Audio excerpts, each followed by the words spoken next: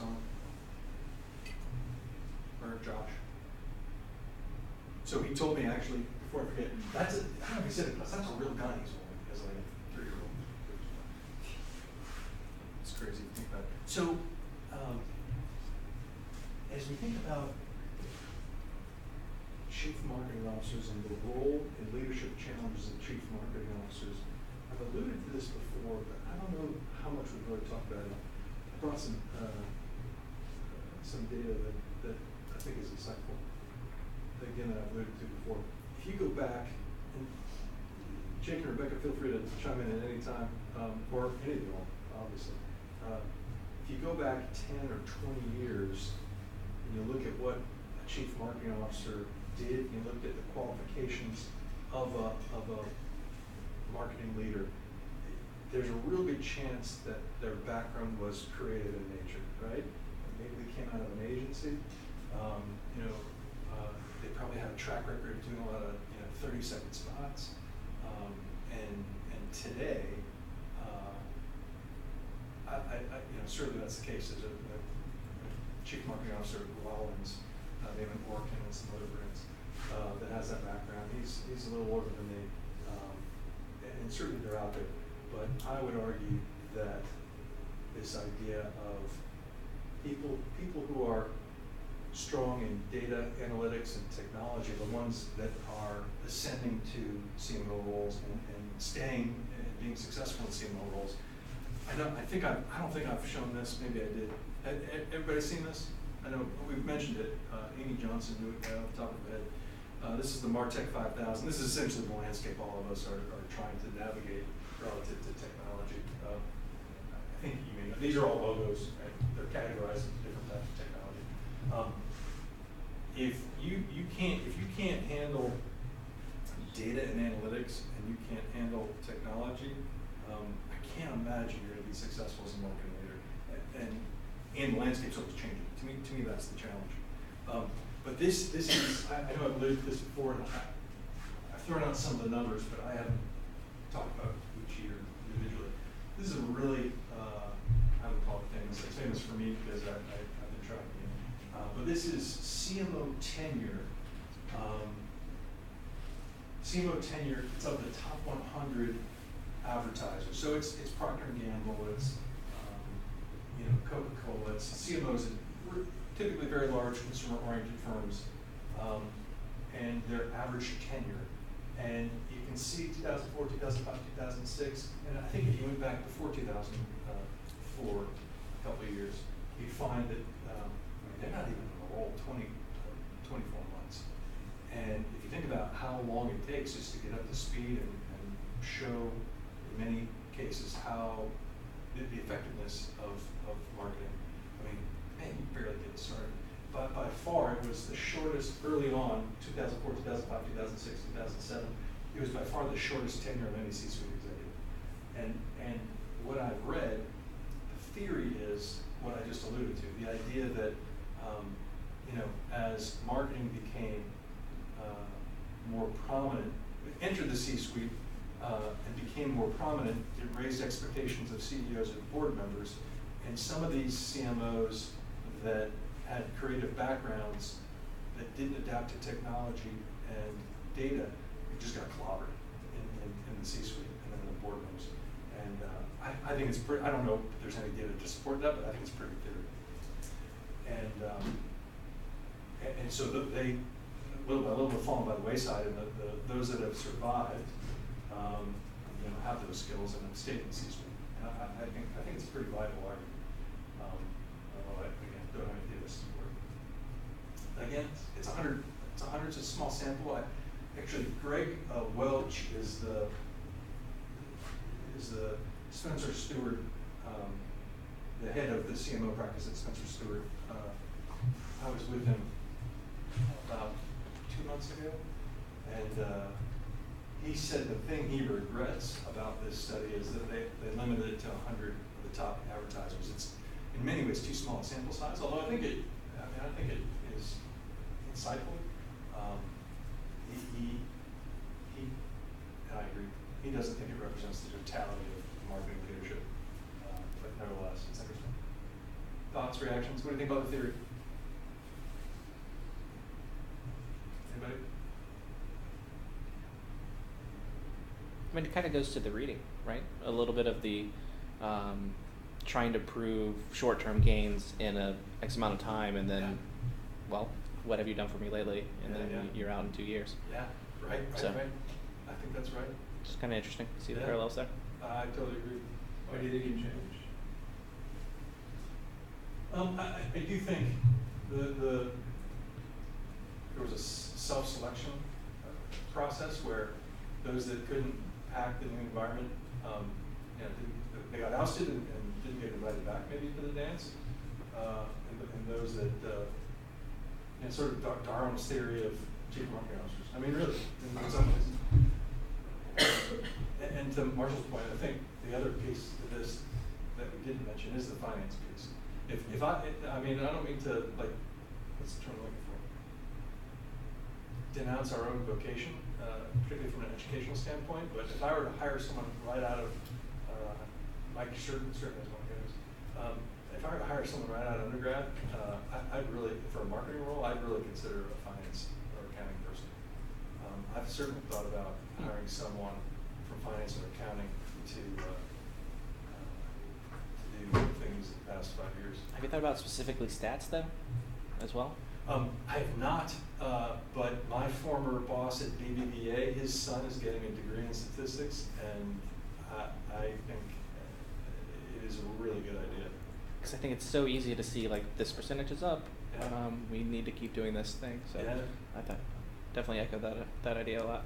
Has anybody here hired somebody for a marketing role that had a accounting, finance, statistics, or math degree? I mean, we have someone on our team that. Charles? Yeah. Yeah. But give it a little bit on his background, what he does now. He's the director of research and insights, and he's MBA from Georgia, and. It seems like he's overcome that. I don't think he has. He's got some issues, but and so he leads all of our research programs really. And then that kind of plays directly into strategy and creative direction and all that. But he's kind of the front end of most of the projects that we do. Yeah. Anyone else hire a non-marketer with master's is in finance. finance? Really? Yeah. I have an MBA in finance concentration. Wow. And how do you think that serves you in a marketing role? I think it's helped bridge a lot of conversations, just from internal relationships, and it's helped with. We've talked in different sessions about proving our value, and so I think my background in that experience has helped with showing, like, really putting value that everybody across the company can understand doing marketing. Yeah, right. I would agree. That's fantastic. All right, leading CEOs and boards to a greater understanding of brand equity. I don't need to pick on you, Marco, but you clearly had connected some dots here. I'd love your take on the piece. Sure. In conjunction, well, I think that the second reading is kind of interesting, just on permitting, showing how multiple brands can have multiple faces at any given time at any different places, and led me to a couple questions that I want to ask you eventually about American Family Care. But it just does a great job of bringing some important questions of communicating it to the higher leadership, like the bringing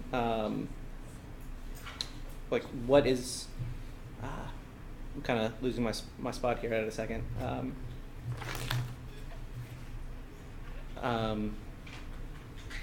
ahead. Yeah, the intangibility aspect of, like, one of the first questions I asked my boss when I joined McGriff was, what do we do that adds value that's better than what our competitor does? So that's kind of what we do better than anyone else is very quick, fast turnaround time. Mm-hmm. And that's not something that we have an intangible value to. Yeah, right. And after our strategy session, I sat down with my boss and I was like, we need to have a strategy session at least a year, every once a year, hopefully once a quarter, and it brought to light some of these questions. And just defining an intangible value really proves a lot of marketers' worth, right? Like it's and kind of defends a lot of other things, but then thinking about it in a global perspective and a higher level thing of how does Southwest have value in just its showing up, right? Like it shows up and flies a plane and quick to board, and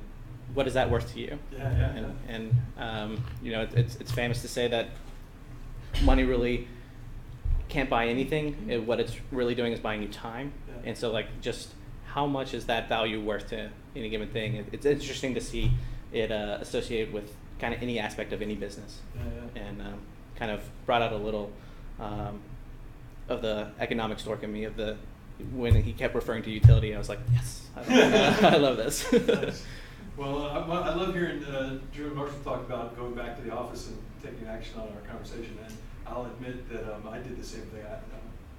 Remember Code of Silence? Code of Silence? All right. So after, and I mean, I've probably read that Michael Porter article like, I don't know, 100 times. And after class the next day, I printed off the paper and I took it to my boss. I flipped open to the, I said, listen, you know, I was talking about this with the group yesterday. I think we really need to, you know, visit this ourselves. And you know, I mean, we have a lot of strategic thinking that goes on, but not a formal process, as an example.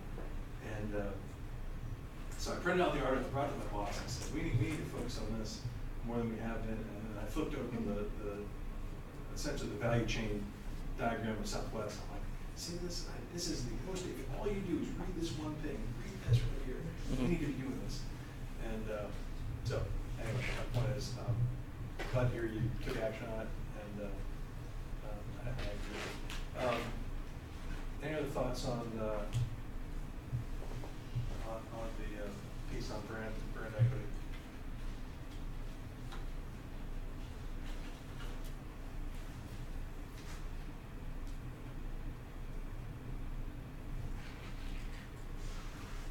Any thoughts on the distinction between brand value and brand equity? Anybody made the distinction before reading the article? One thing that's interesting is like I think everyone knows that this is the case, and like financial analysts would probably even tell you that this is the case. Yet we rely on the stock value so much that we can't see the forest through the trees kind of a scenario where like any given negative PR example, brand equity suffers, stock price goes down, but was it really that number or was it something else? So right. It's kind of interesting that everyone kind of gets this, but doesn't at the same time. Yeah. Well, and the article made the point, a lot of times people use the terms interchangeably. Yeah. You know? And I think the distinction of this intangibility that brand equity represents is really important. So I of course, I went out and I had somebody say to me today that they didn't value, they didn't place a value on marketing until they heard me talking about data, essentially. Oh, sorry, I didn't mean to do this one. This is the one I want to talk about. So this is data related to the market value of the S&P 500 distinguished by tangible versus intangible assets. It's a little dated, but it goes right to this point of the value of intangible assets and how they can drive margin. Again, think back to Apple. It's what I think about. When I look at this, I think, you know, how much of a premium is Apple getting because of Apple, because of their reputation, and so on. Reactions to this, surprising? Not surprising? In the startup world, we often say that perception is reality. Yeah. And so, like, especially if you think about fundraising and how companies are valued, different valuations you go through, I mean, you can kind of ride the coattails of a lot of, it almost in contrast to what we were saying earlier about data is that there is the other side of the coin where you really are selling a feeling or success or a founder or whatever. It's very intangible, and you could get a lot of money based on not a lot of data or proven success. Totally agree. Oh my God, I think that's so right. And how do you see that play out in Fleetio? Oh, free textbooks, but we. Free textbooks, of course. Just, I would say, like, the ability to raise money is it's definitely impacted by your income statement, but I've even seen, like, down years where we're still able to fundraise because founder vision, what you think, like, market potential, kind of like market grab is, how the growth of your vertical, there's all these things that you can kind of tell a story. And then, you know, it's not always about income. A lot of times it's actually not. So it's interesting. Well, and certainly in the case of AFC, we see that. I mean, we have an amazing story, an amazing founder, and it particularly helps us in the realm of franchise sales. People making a purchase. It's a great point. Other thoughts on intangibility? Well, on that note, I've heard too, just kind of in the startup world, VC, that there's a large amount of betting on the jockeying of the horse. So it's really important to put your stock in who's really behind the horse. To that point, there are some crazy valuations. You know, companies like Uber and others that aren't even publicly traded, but get these crazy valuations. I think you're exactly right. Some of Well, was it the Harry's acquisition earlier, or it was in 2018, but I mean, it was like $1 billion almost acquisition. I mean, that's probably, I'm not sure what their revenue was, but was certainly not anywhere close to $1 billion. So, I mean, if you think about it like that, the value of the brand equity is, I mean, you're talking hundreds of millions of dollars when you are acquired or you IPO or whatever. I mean, it's definitely significant.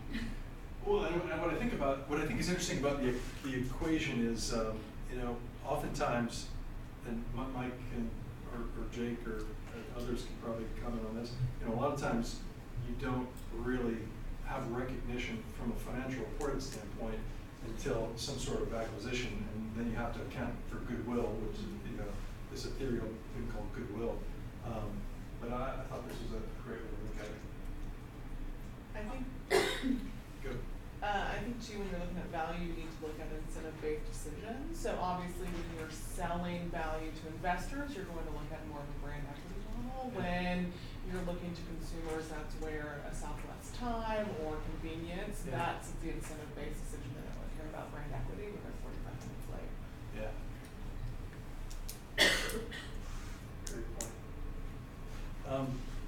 Last thing, you know, is as I thought about some of the data, and you know, we don't track our brand equity really in any substantive way, although we know it's out there, particularly in a market like Birmingham. We have some data that shows our, I will admit this drives me crazy in the kind of silence. The past two companies I was at, they were banks, and we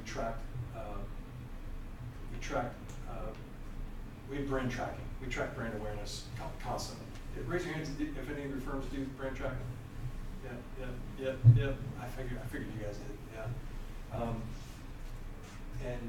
You know, that's one way to assign, at least have a sense for awareness and consideration. This is another one that I think, and it's a little hard to draw the conclusion, but this is an integrated campaign that went across channels. There was direct mail, digital, mobile, desktop, display, targeting the same households, and this was prospects. So corporate clinics tend to be older, and in a market like Birmingham, where we've been around for 36 years, you know, we've a lot of brand equity built up because we've been advertising for 36 years. Boston is probably the next best market for us. former chief creative officer of BBDO is a franchisee.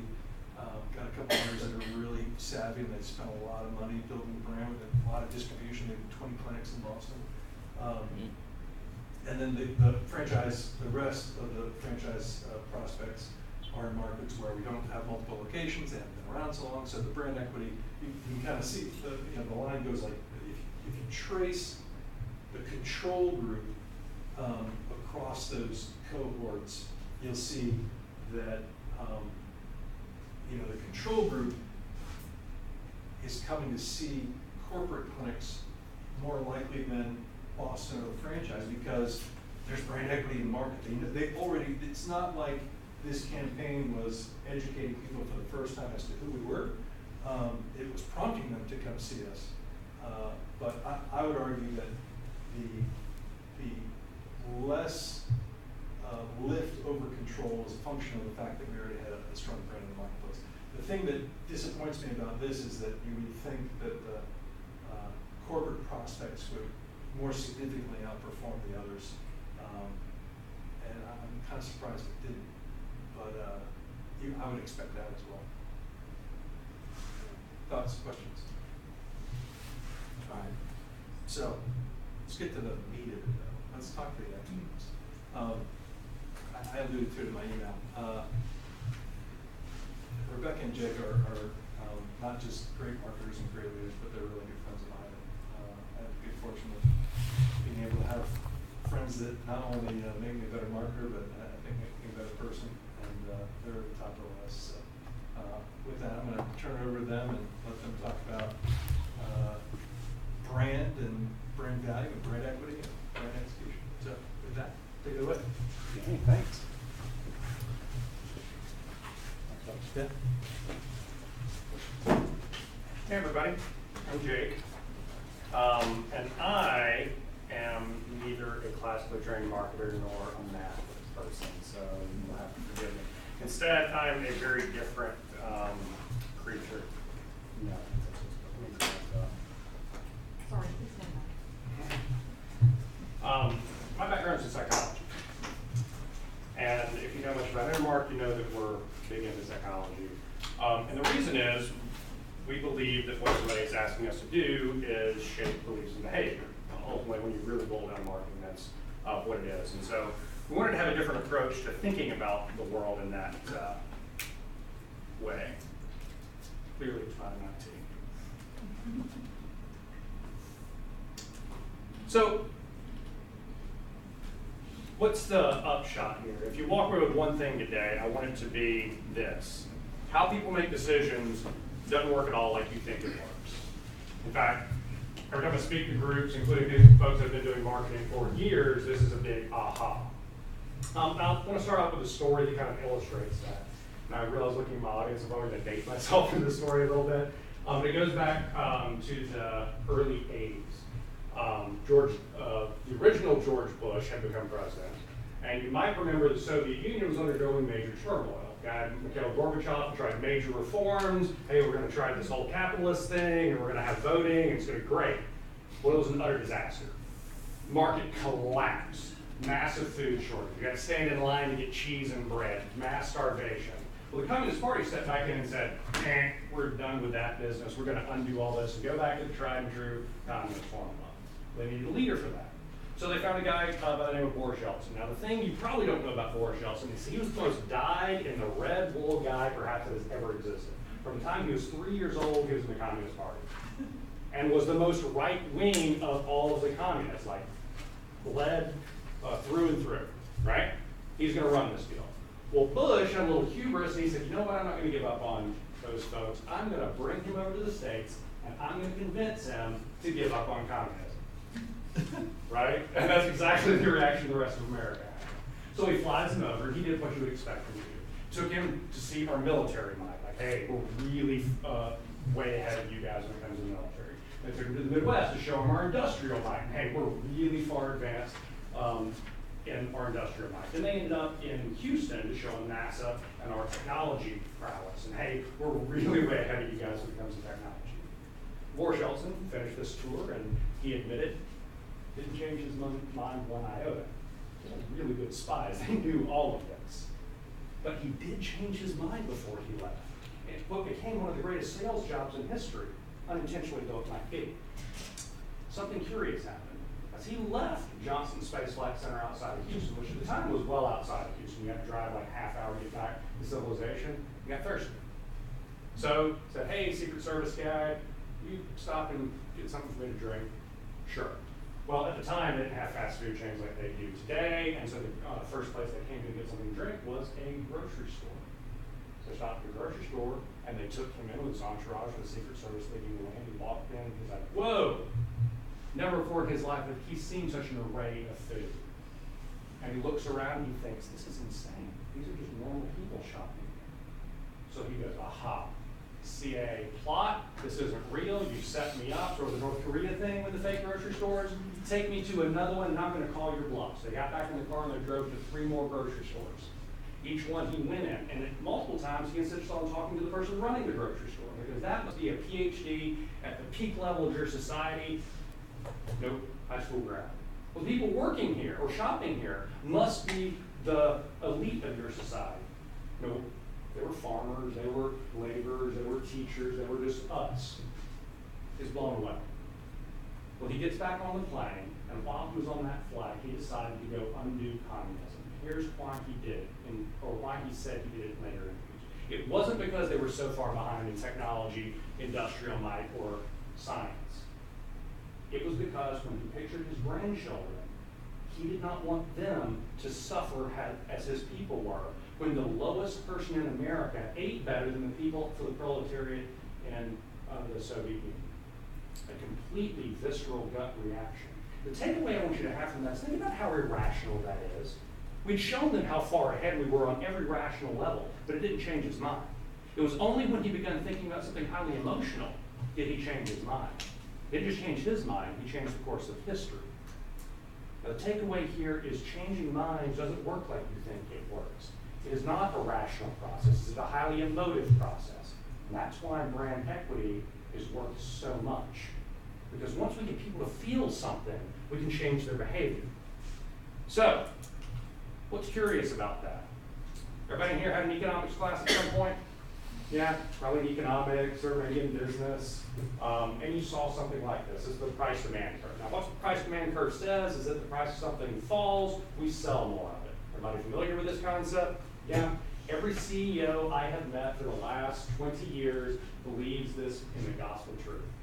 If we cut prices, we can sell more. And you know where I'm going to get that savings from? Marketing budgets. Those people aren't doing much anyway. We'll just take that right out of the price and we'll sell more product. Well, the reason we believe this is because for the last 100 years, microeconomics has had this as the most fundamental premise in its theory, that consumers are highly rational and are seeking to make optimal decisions to maximize their utility. We've all heard that, right? And through that theory, it thinks that we are all econs or stock, that we are highly rational when we think through the pros and cons of stuff. And here's the upshot. That's not true. In fact, the science of economics has given the Nobel Prize away twice in the last 6 years to psychologists. Both times for illustrating that this isn't true. The first time Daniel Kahneman won it for illustrating that there's a different way that we make decisions. They gave it away 2 years ago to another psychologist for illustrating, no, seriously, this isn't how it works at all. But yet most people are blissfully unaware of this. So you may be asking the question, well, how does it work then? And that's what I want to illustrate for you today, how we do make decisions. So, to do that, I've got a big challenge. You've already been taught that it works a different way. You're very well educated. You're successful. And most of you, I imagine, are fairly confident if you're sitting in this class. But I'm going to overcome all that. You're going to walk out of here realizing that, no, we're not rational at all. So we're going to do a group exercise. I'm going to ask you a simple question where you do a category, and you tell me who the market leaders are in that category. Make sense? None of these are trick questions, so it's easy. How about acetaminophen? Tylenol. There you go, Tylenol. But bleach. And aspirin. Very good. Now, all 3 of these products have 3 major things in common. The first one I've already told you, they are market leaders and commanding market leaders at that. The second thing I will also give you, massive price premiums for it. My friends at Tylenol led by a just over 500% price premium. The third thing, though, is what is really remarkable. Now, it's so obvious that it probably doesn't jump off the page at you. Any guesses? They're the name of what it's, whatever Of the it is, it's category? on the list, it's the brand category, which general, Close. These are the purest definitions of commodities that we have in the Western world. They're required by law to be chemically identical to everything else in the category. If you buy bleach, it has to be chemically identical to the bottle of generic bleach on the shelf next to it. And here's what's remarkable. You all knew that. In fact, over 80% of America is aware of that fact. Yet, we buy it in droves, and we pay a massive price premium for the privilege of doing so. Microeconomic theory. And if it works this way in commodities, imagine how it works in your business when you're not a commodity, when you're not required by law to be identical to the products on the shelf or service next to you. So the question is, how does it work? Well, here's what Daniel Kahneman won the first Nobel Prize from a psychologist for. He illustrated there's not one decision making in the brain, system in the brain, there's two. Now, one we just described. System two is the one that economists always told us about. You can think rationally, you can weigh through the pros and cons and stuff, and you will do it. Here's the kicker. You really don't want to. In fact, you'll take great pains to not use that system. The reason we take great pains to not use that system is because it's very resource intensive. It is exhausting to think. You probably have experienced this at some point when your boss came in and told you you need a big presentation or a big to-do that was due on Monday or the following day, and you sit at your desk all day busting tail, and you go home that night, get your glass of wine, and go, man, I'm tired. Right? The reason is because it burns physical calories to engage system two. Now, not enough for me to avoid going to the gym, unfortunately, but it does. The rest of the time, we make decisions using a system that you may have been unfamiliar with coming into today. It's called System 1. Now, System 1, I want you to think about as the automatic system. It works without your permission and awareness. And if I ask you literally any question, System 1 goes, here's an answer, is this what you meant? Without you thinking about it. And the vast majority of the time, we take that answer and go, yeah, that's good, we'll roll with that, because I don't have to think about it. And then you choose and move along. I want you to think about the difference in these two systems and how they work together. On the ride over here, if you guys are like me, you probably slipped in a phone call because it's a good time to make phone calls, right? Now think about it. You're on the phone, you're talking to somebody, you're pulling information from long-term memory, you're forming new thoughts, and you're communicating with somebody that you can't see, yeah? All while you're hurtling down the road at 50 miles an hour in a 2-ton killing machine, and you didn't die. Think about how complex that is. You're accelerating, you're braking, you're using your blinkers, you're checking your mirrors, you're looking at other traffic, you are navigating all on autopilot while your brain is mentally somewhere else. Holy cow, how'd you do that? No, I got two different systems. I've been training System 1 since the time I was 15 years old, and some of us that grew up on the farm a little bit longer, to drive a car without thinking about it. And we're good at it. We're so good at it, in fact, that at some point on, say, a Saturday, you drove somewhere near the office, and you found yourself pulling into the parking lot, even though you were intending to go to the grocery store or your friend's house, and you had this brief moment of going, oh my God, what was I doing?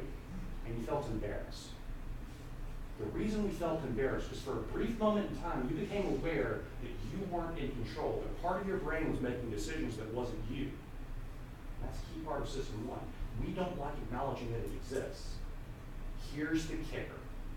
When we hook people up to electrodes and watch how they make decisions when given purchase choices, guess what the percentage of decisions made by System 1 is?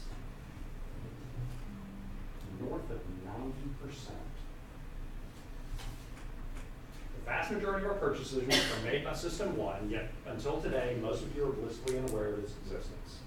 Yet as marketers, we're trying to influence those decisions. It begs the question, how? So how do we program System 1?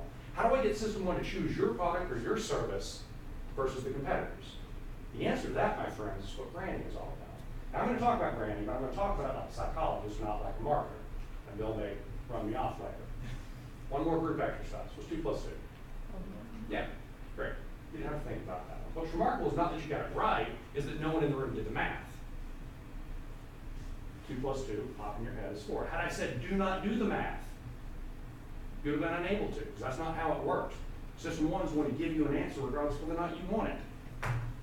Now, great example of System 1 calculation. You had no control. System 2 calculation. What's 17 times 12? Oh, yeah. I see the look on your faces. I don't want to do it either. You have two quick thoughts. One, I know how to do this, quickly followed by, I don't want to. Now, there's a couple of you in the room doing the math, and from where I stand, it's really easy to see who you are. Here's what happens. Your pupils dilate, your blood pressure goes up, your heart rate goes up, and you look off in the distance. You're cognitively blind to everything that I'm saying or anything else going on in the room while you're doing math. We got the answer. 2 of 4. That's right. Marshall. Yeah, maybe it was math in the class. Here's what's remarkable. It's not that Marshall got the answer right, it's the vast majority of us opt out of doing it. Why do we opt out of doing it? Everybody could do it. This requires next to no energy. You can do this in a couple of split seconds. Why do we opt out? It's a fundamental law in psychology you got to understand if you want to affect how people make decisions. It's called the law of least effort. And here's what the law of least effort says. You will stop thinking about any question at the first opportunity you think you can. Stop thinking about any question at the first opportunity you think you can. As soon as you think you have an answer that's good enough, you'll shut it down. Here's the really crazy part. The more complex that question is, the faster you will stop thinking about it. Now think about how counterintuitive that is. If I were to tell you you're going to buy a house versus you're going to buy a pack of bubble gum, which one are you going to give more thought to?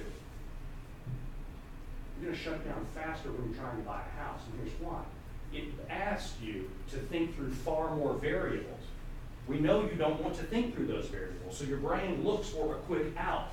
I like this house better, it gives me a good feeling. It's got a pool, we're done here. And all of a sudden we shut down. And even though you think we make highly rational decisions, it works the exact opposite. So, getting back to System 1, System 2.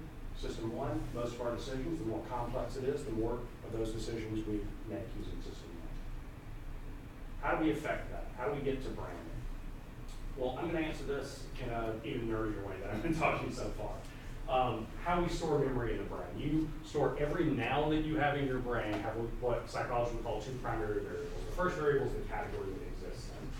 So I walk up here today, you're like, oh, that's Jake. He's an ad guy, probably talking about branding because I saw that on the syllabus. That might be the category that you stick me in, right? So, but you need a second variable in order for me to stick out because all of you have marketers that work at your companies. So you need a differentiator. The differentiator that you are already assigning to me is that psychology ad guy because that's all he taught me about. That's my brain. Every single noun you have in your brain, you follow the exact same formula. You assign it a category, and then you find the thing that accentuates most about that category. Now, you'll remember other stuff about me. You may remember I wore a blue shirt or a gray suit, or that Bill said something polite about me, or that Rebekah completely outshined me here in a few minutes. But how you'll ultimately remember me is the psychology ad guy. Now, your brand functions the exact same way. And here's how most companies go about it. They're really good at telling you the category that they exist in. We sell widgets. You need a widget? I sell widgets. Come do business with us. That's the entirety of their ad campaign. And you're going to start giggling to yourself as you watch ads after having viewed this. Because most companies are great about telling you the category that they exist in, and they're terrible about telling you the differentiator. Guess which one System 1 relies on? The differentiator. And it's because rarely are you in a situation where you're only evaluating one option. You're buying bubblegum, how many options are there? Dozens. You're hiring an accounting firm, how many options are there? Dozens. You're looking for the thing that makes you stand out. Now you'll notice, when I talk about a differentiator, I said there was one. Guess how many words you get when it comes to differentiation? Yeah, one.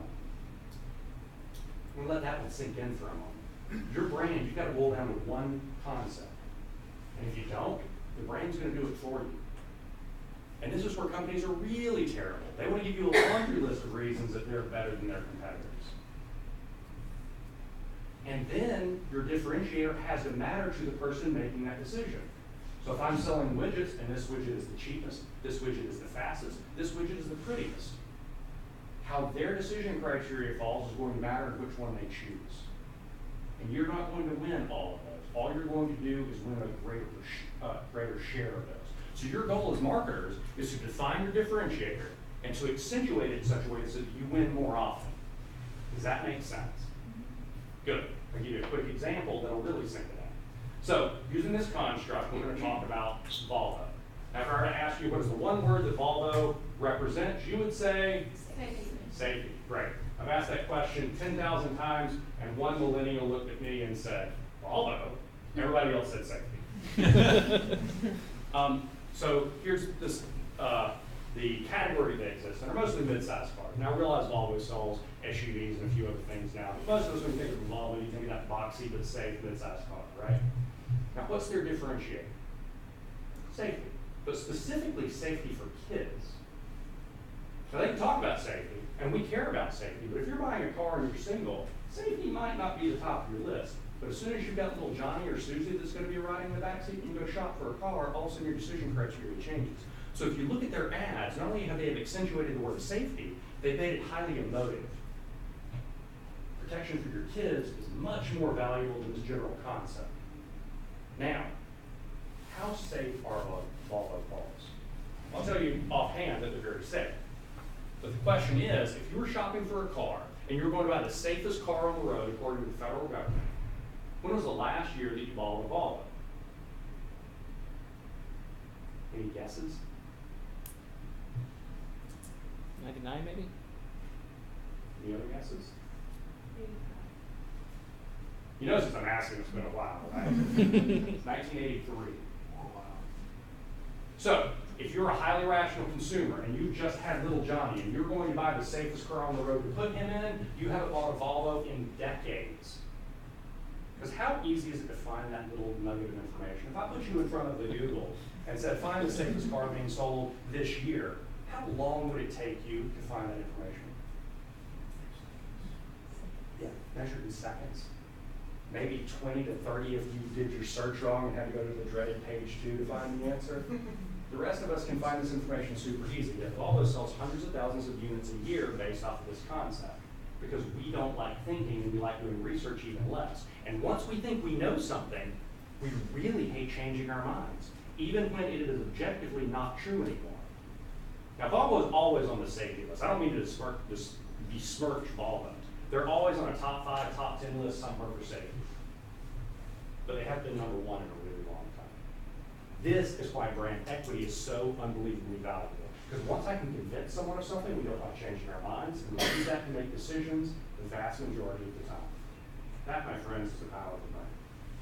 So, I want to go from here and illustrate how we build a brand. And for that, I want to bring up somebody much smarter than I am. Rebekah, Elgin Council, is the Chief Marketing Officer for Blue Cross Blue Shield. We started working together a number of years ago when Blue Cross was undergoing some major transformation. And the value of their brand, they realized we need to really elevate to get consumers to continue making strong decisions. So Rebekah, up on the right, goes forward. Thank you, and then Jake will come back up and join me. So thank you for having me here today. I'm very excited to talk to you. I think that Jake oversold me. I mean, I think that he clearly, I've seen him do this presentation numerous times, and it's fascinating to me, and it really resonates. And I think it's one of those things that you can't hear often enough, because even though I hear this today, I'll go back to work and I'll do some of the same things that he said, without thinking, especially when you're making decisions, whether it's in business or in your personal life. So I think that's very, very important. But again, thank you very much, Bill, and thank you all for having me here this evening. As they mentioned, I work at Blue Cross Blue Shield of Alabama, and I am celebrating my 25th year there this month, and that sort of blows my mind because I sort of think of myself still being 25, which I'm clearly not. But I've had the great opportunity to serve as the Chief Marketing Officer for about 3.5, 4 years now. And prior to that, Jake talked a little bit about his background not being purely marketing. Mine's not purely marketing either. I have an undergraduate degree in English from the University of Alabama. I have a Master's in Business Administration from UAB. And I started out 25 years ago at Blue Cross as a customer service representative, and have worked in about 10 different divisions since then. So, you know, one of the things that resonates to me as I talk to you from this role today is really all about the customer. And I started about the customer, and I still represent the customer in my job today. And so how that resonates into the brand and what we do and how we operate throughout our company is really all about that. And so that may be a little bit of a different perspective, but you know, when we are all talking about where our backgrounds are and where our expertise and our education come in, I think you can really learn a lot from a lot of different seats and bring that expertise to a numerous amount of roles. But first, I want to talk a little bit about Blue Cross and Blue Shield of Alabama, and I really hope y'all ask me some questions, and this will be interactive. But I just wanted to give you a little bit of background before Jake and I talk about the brand and the evolution of the brand at Blue Cross and Blue Shield of Alabama. Is, you know, who are we and who is Blue Cross and Blue Shield of Alabama, and how, you know, is what a little bit about our company that you may or may not know. I hope our brand is one that you all recognize, and I would love to hear how many of you are our customers. Anybody want to put your hand up that has a Blue Cross and Blue Shield card? Yes, I hope you do, Millie. Well, good, a good number. Maybe not everybody, so I'd love, you know, I'm also over the sales team, so I'd love to talk to you. I'll stand at the door afterwards. But a little bit about us is the Blue Cross and Blue Shield of Alabama. We're an independent licensee of the Blue Cross and Blue Shield Association. So what does that mean? You know, like if, in layman's terms, it's sort of like a franchise. It's not exactly, but a lot of people, you can kind of think about it that way. But the mark and the brand is governed by the Blue Cross and Blue Shield Association out of Chicago, Illinois. And I'm actually on a flight there at 7 o'clock in the morning for a meeting with some of my colleagues. You know, today there is 36 different Blue Cross and Blue Shield plans throughout the nation. About 30 years ago, there was 100 different Blue Cross and Blue Shields. And through mergers and acquisitions throughout the country, there are now down to 36. The Blue system serves more than 106 million members. So that's nationwide. I would say, you know, about 1 in every 3 people actually carry a Blue Cross and Blue Shield card. Of those 36 plans, Blue Cross and Blue Shield of Alabama is the 8th largest. And you might ask, how does a small state like Alabama have the 8th largest membership nationwide? And I'll talk a little bit about that too in a moment. But a little bit about Blue Cross and Blue Shield of Alabama. We are a private, non-stock, not-for-profit company. This is very different from a lot of other health insurance. You know, United, Aetna, Cigna, all of our competition, they are for-profit stock companies. Something we're very proud of. It's something that I think that gets misinterpreted and misunderstood about our company and about our brand. So every time I have an opportunity to talk about it, that I do. You know, we have a lot of discussions around our table is, you know, we're about the cardholder, not the shareholder. And so that is really important to us. It's not about making money and paying our stockholders. It's about doing the right thing for our customers and making sure that we're offering a good product at a fair price. We have a board of directors of Blue Cross and Blue Shield of Alabama, and our board is comprised of both providers and customers. So we have physicians, we have hospital administrators, and we have customers on our board, and they govern our organization. We're regulated by the State Insurance Commissioner, and also now by CMS and of course HHS from a nationwide perspective. So when we file our rates, when we file our benefits, all of that has to go not only to the Department of Insurance in Montgomery, Alabama, it also, especially on our underwritten products in the individual market and with our senior products, they have to go to Health and Human Services as well. So Blue Cross and Blue Shield of Alabama was started in 1936, and it started as the Hospital Service Corporation.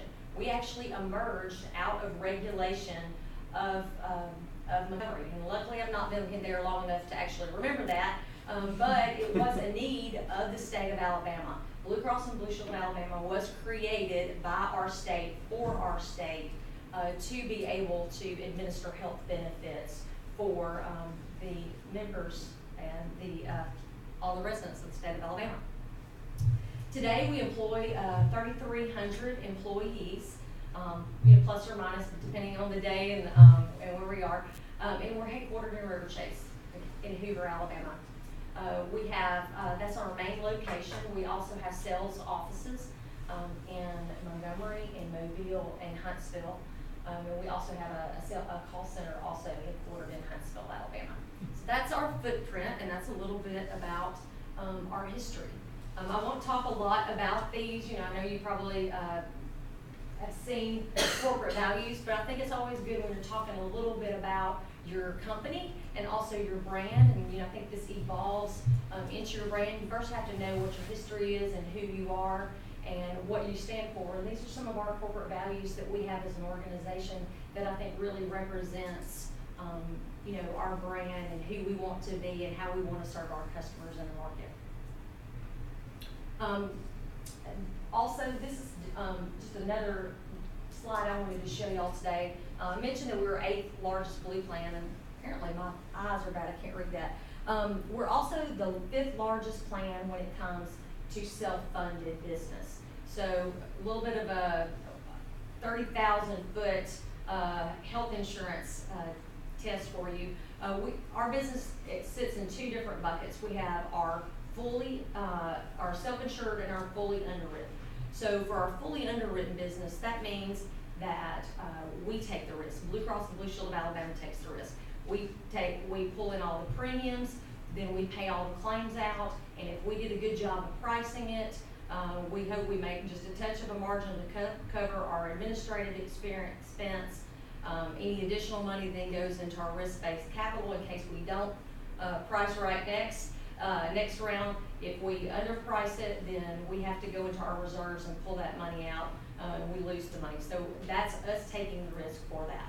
Self-insured business, it's about 60% of our business. That's when some of your companies they actually are self-insured. So for example, they hire us to, so let's talk about BBVA Compass as an example. So BBVA Compass is one of our customers, and they actually hire us to process their claims and do their customer service and help with their health management programs. So they actually pay the actual claims that we pay out on behalf of their employees, and then they pay us an administrative expense for doing all of that claims processing and administrative work, and we call that an admin fee. So that's probably more than you've ever wanted to know about health insurance finances, but when you look at us compared to our Blue Cross and Blue Shield plans on the self-insured, we're actually the 5th largest. We have about 3 million members, and 62%, I think I mentioned it before, is our large self-funded business. One of the things we're really proud about is our customer service. We have won numerous J.D. Powers Awards for our customer service, and those are voted on by our members and by our peers as far as the brand and the customer service that we provide, and I think that that is very important, and it's something we're extremely proud of. In addition to that, we are a winner of 22 Brand Excellence Awards. Going back to the Blue Cross and Blue Shield Association, every year the association does surveys of your state and your membership, people that are your members, people that aren't your members, and based on some of that feedback, they have different categories for where they issue Brand Excellence Awards. And these are, from the association's perspective, who actually represents the brand best. We won 22 of those Brand Excellence Awards, and we have won more than any other Blue Cross and Blue Shield plan in the nation. A lot of these awards that I talk about, something that is a sense of pride for us. I mean, it is very important to us that we do a good job for our customers, and because our brand represents a lot. When you see our brand, we want it to have a positive connotation, and we want to ensure that we're able to continue to serve 3 million customers, and would like to add to that as well. A little bit, I won't belabor this, but I think it's important when you think about your brand. You think about those excellence awards in customer service, you think about how you do it, and how we do it is through our employees. You know, we're very proud of our associates. We invest in our associates. You know, I thought when I walked to Blue Cross doors 25 years ago, I was like, I give this 6 months. And 25 years later, the joke's on me. The company, you know, I thought, who wants to work in health insurance? And I do, apparently. You know, what really resonated to me about our company is we really invest in our associates. We train, we take good care of our associates, and we really want to make sure that people have opportunities. Happy employees take care of your customers very well, and so we're really proud that we hired the top 3 of the applicants pool. So it's very competitive. We want to make sure that we got the right people, because people facing our customers are going to be the representative of our brand. As I mentioned, we do have a lot of training to make sure that we have the folks that are talking to our customers every day. They're very well trained and they can serve them well. A little bit about our operations. We process 99% of our claims accurately, over a 99%. And we belabor that 1% that we don't always do right the first time, and try to get it right and figure out how do we not get it right the first time, and how can we get it right from here on. It is very complex, as any organization is, and it's something that we continue to work on as far as continuous improvement. 1.65 days average time to process claims, and 95% are processed within 7 days. So we want to make sure that when you put your Blue Cross card on the counter, the physician gets paid timely and accurately, because that's important to them as a partner in the health administration. And I think that Bill would say it's very important to him that, you know, that they get paid timely, and that's part of the relationship we have. We want to make sure that we get good discounts on behalf of our customers, and one of the reasons that we do that is because they can depend on us on Thursday that they're going to get paid for the work that they did on behalf of our members. A couple of slides about a little bit about our community. We do a lot in the community. It's something that's very important to us. As I mentioned earlier in the discussion, we are an Alabama company. It's a source of pride for us. You know, the residents of this state are our members. We want to give back to our community and make sure that we're being good stewards, and so we do a lot in the community throughout the state of Alabama. We donated over $6.5 million to community projects in 2017. And United Way is a focus of our organization as well, and our employees, we have 100% of our employees that give to the United Way. They gave $3.6 million to United Way last year. One thing that we do also is we have a day of caring that we do every year as an organization, and it's a volunteer on Saturdays that our associates can come and they can bring their families if they want to, and we have multiple different agencies that we work with and do a give back day. So we may go out and do a Habitat for Humanity. We may stuff backpacks for school children that do not have enough to eat, and so we have a lot of those different projects, and they're really good team building for our associates, but also a way that we can come together and give back, not just in our dollars, but in our time and in a tangible way. We're also really involved in a fundraiser or a Be Healthy Grant school program. You know, as y'all probably know, we do not have the healthiest state.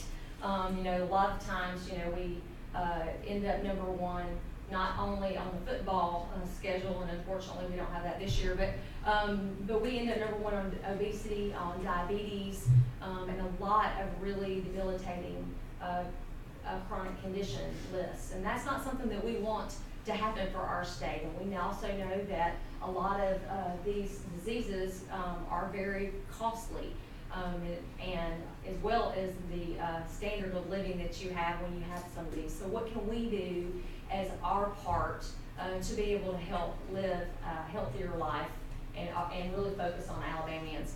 So since 2012, we granted over $1.5 million, and one of the things that we know is the way to really impact that is to get to the children. We started our bad eating habits probably as a child, and that's really a good place to get to the children, whether it's talking about healthy eating, it's talking about exercise, what can we do? And so we're actually offering these grants to different schools, and if they can come up with an idea or a way to be able to implement this in their school, then we will actually grant the money for them to be able to execute on that. So I mentioned that to you today also, is we're always looking for other schools that are interested. So if y'all know anyone that is, we have this available on our website, and we'd love for you to actually advocate on our behalf, because we really would like to do this in all 67 counties in the state. And unfortunately, we don't get grants written from all of the counties, and so we're trying to do a better job of promoting that throughout the state as well. So enough about just a little bit of overview. I know that's probably more than you ever wanted to know, but I'd love to know before we move on and talk about our branding that Jake and I worked on together. Any questions? I will say, until this year, I did not 100% appreciate the difference between the state affiliations or whatever. McGriff is owned by BB&T, which is headfounded in North Carolina. So I have Blue Cross Blue Shield North Carolina. Okay, yes. So I was like, oh, well, okay. I guess this works, but I didn't really appreciate that before. But it's interesting to learn more about it now. Good. Well, thank you. Thanks for sharing that. Any other questions? In the marketing efforts, you mentioned you kind of have been there for a while, and in the marketing efforts to propel Blue Cross Alabama to where it is today, what kind of key aspects have moved it? So just make sure I understand your question. Are you asking how are we the 8th largest Blue plan? Exactly. Okay, that's great. Yeah. It's a great question. So, in addition to your question, the every Blue Cross plan, let's just say we're a single state plan. We're in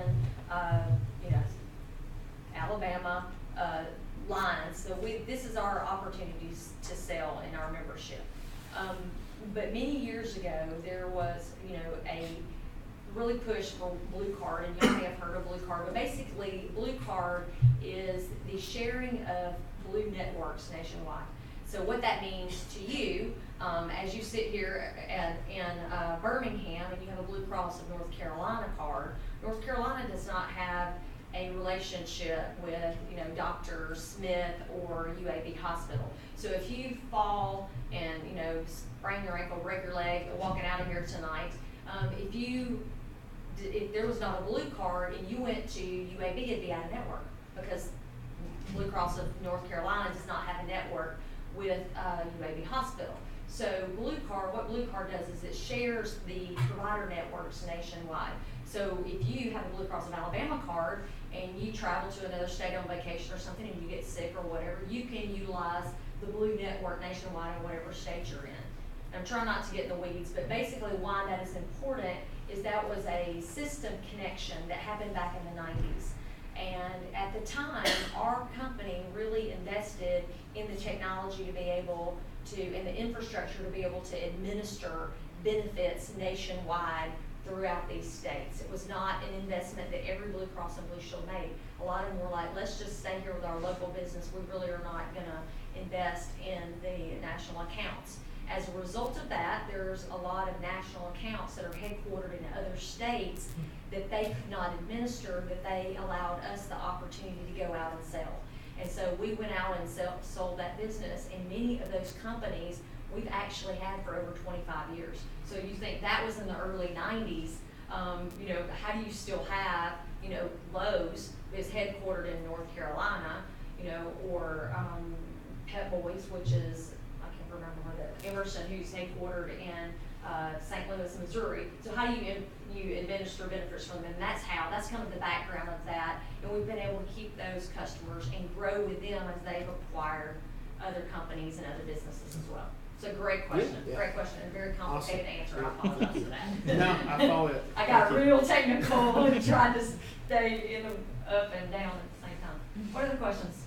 Will you talk a little bit just practically about what your team looks like? What are the departments that you're kind of, or are underneath your leadership? Yes, I'd love to.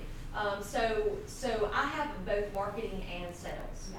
So on the sales side, we have consumer sales, and that's our under 65 individual, which y'all may understand as the ACA. You probably know healthcare reform, ACA. And so they have under 65 and they have over 65. So the Medicare products such as Medicare Advantage, Medicare supplements, Part D, those products.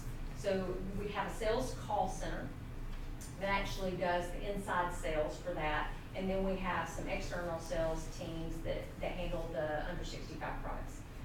Then we have our district sales as well.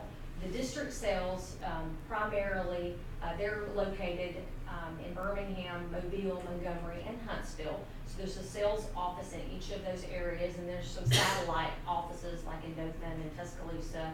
So there's a few satellite offices there. Then the sales and account management offices, and they sell to employers that may be from 2 to 1,000. And so within that, there's the two things I talked about before, the underwritten and the self-funded. So they sell both of those funding arrangement products. And of course, within that team, there's different groups of people that specialize in those products. But that's one section. And then we have our large group sales. And our large group sales sells employers 1,000 and above. Most of those are self-funded. There's a few exceptions to that, but most of those are self-funded, and they handle both of those large self-funded in the state, but also nationwide. Then we have a sales operations area that supports the sales team with sales training and numerous other areas. And then we have our marketing team. So we have our branding team, we have a digital team, we have a direct consumer marketing team. We have a marketing communications team that we have a lot of, not just our sales materials that you would think. There's also a lot of required materials that come out of the Department of Insurance and come out of HHS. Things like that we're required to send. So they do a lot of those required materials, the summary plan descriptions you see with the benefits. And what did I miss? Oh, we have a product development area as well, product management, product development, which includes market research. That was a lot too, but there's a lot of different moving pieces. What did I miss? Okay. Okay, good. Keep me straight. I was going there. I know what it is. How many total employees in sales and marketing? I knew you were going to ask me that, because I actually don't even know that. I mean, a few hundred. How many report to you directly though? Directly, I have a director of district sales. I have a vice president of marketing and a vice president of large group sales. And I have we have a subsidiary that reports to me as well. I won't get into that, but we can have it afterwards if you want to. Thanks for the questions. What are the questions?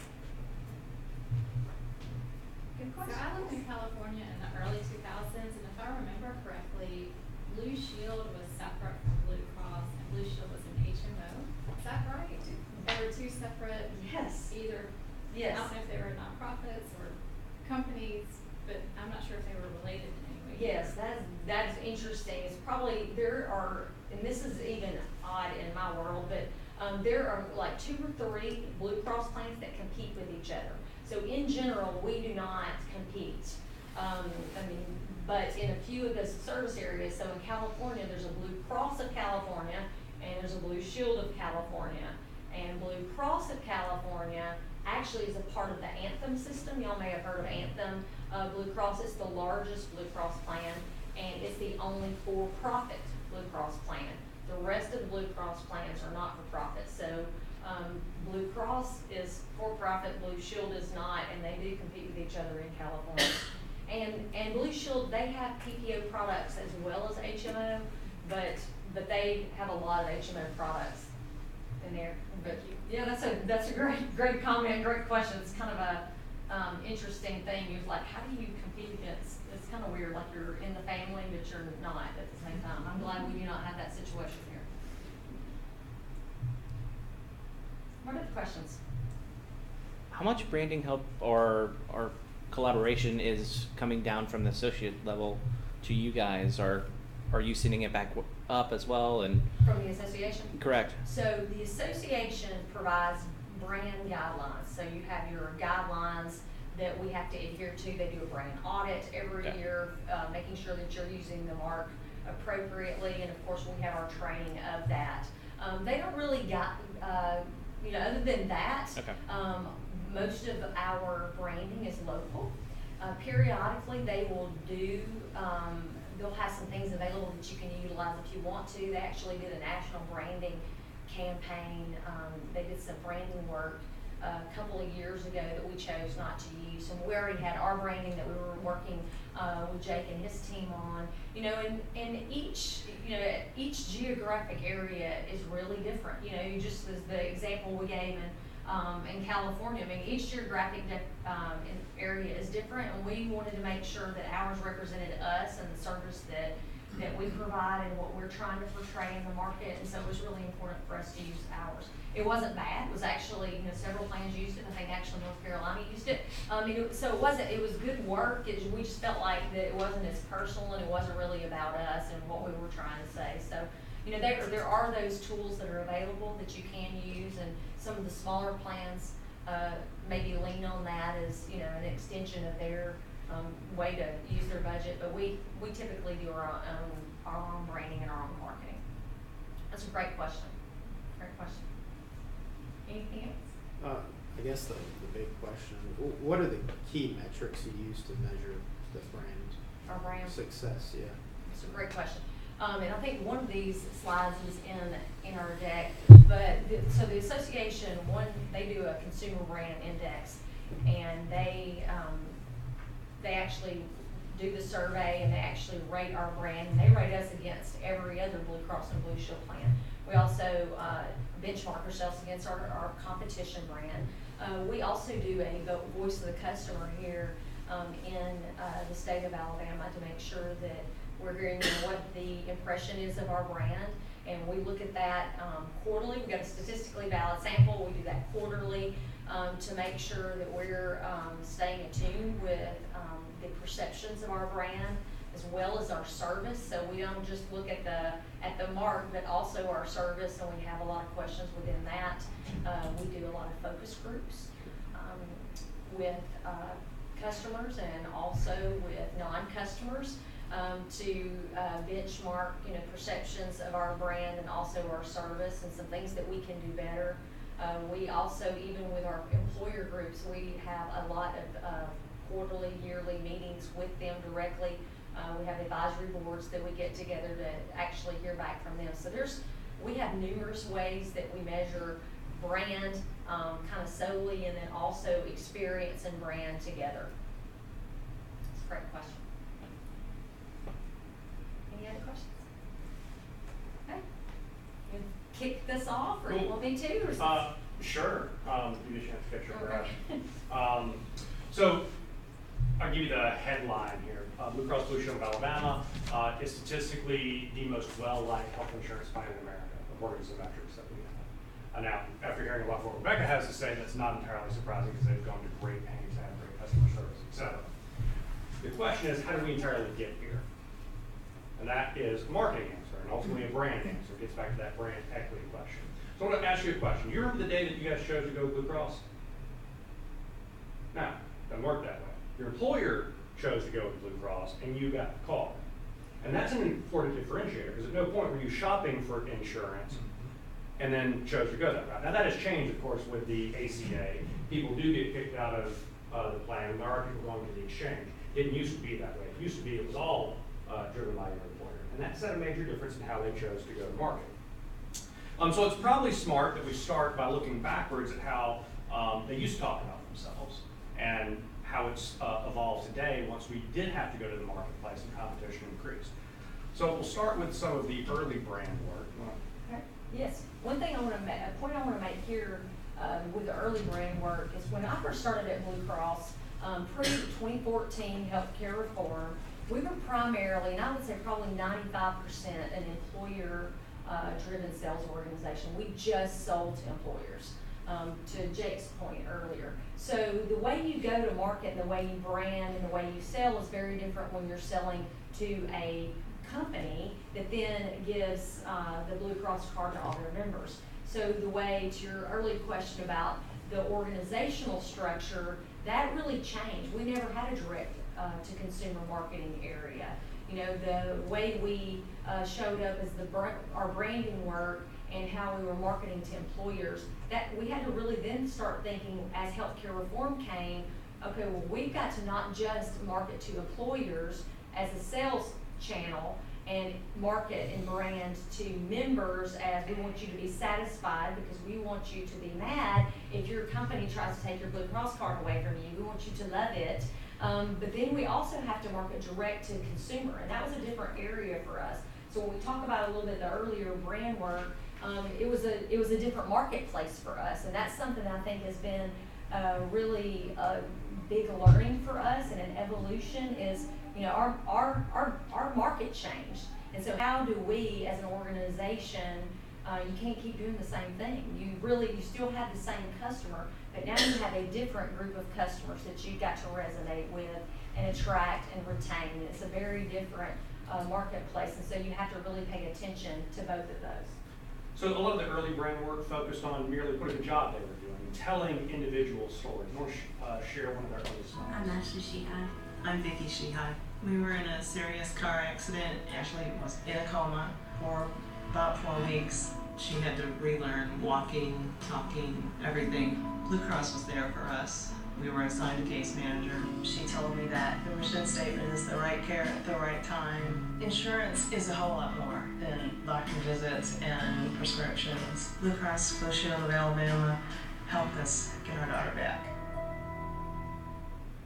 You know, highly emotive work uses that principle of social proof. People like you have gone through things maybe that you haven't, but this is why it's valuable. Not surprisingly, they were pretty popular back then. And those were real customers, and we had customers call often to our customer service or through our employer groups that said, I've got an amazing story about how Blue Cross helped me at the time, my most time of need. And so that's how we got those stories, and we turned those in to ads. So around 2011, I believe this is, started to have a shift to talk more directly to individual consumers, kind of an empowerment message. You want to share some of these slides?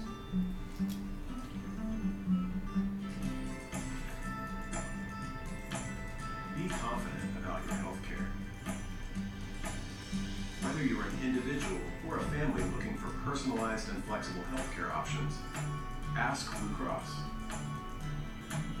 Learn more at alabamablue.com. Because when your health is protected, you can focus on being you.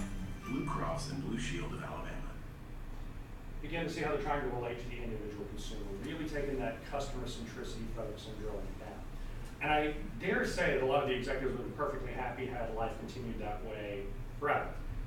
But then Congress and the Obama administration decided we're going to toss the apple cart and turn life on its head. Now, the Affordable Care Act we're all familiar with now, but at the time, we really didn't know what was going to happen. I think that's fair to say. In fact, there was a fear that half or more of the employers were going to go, everybody out, go get your own health insurance, we're going to kick you out of the marketplace.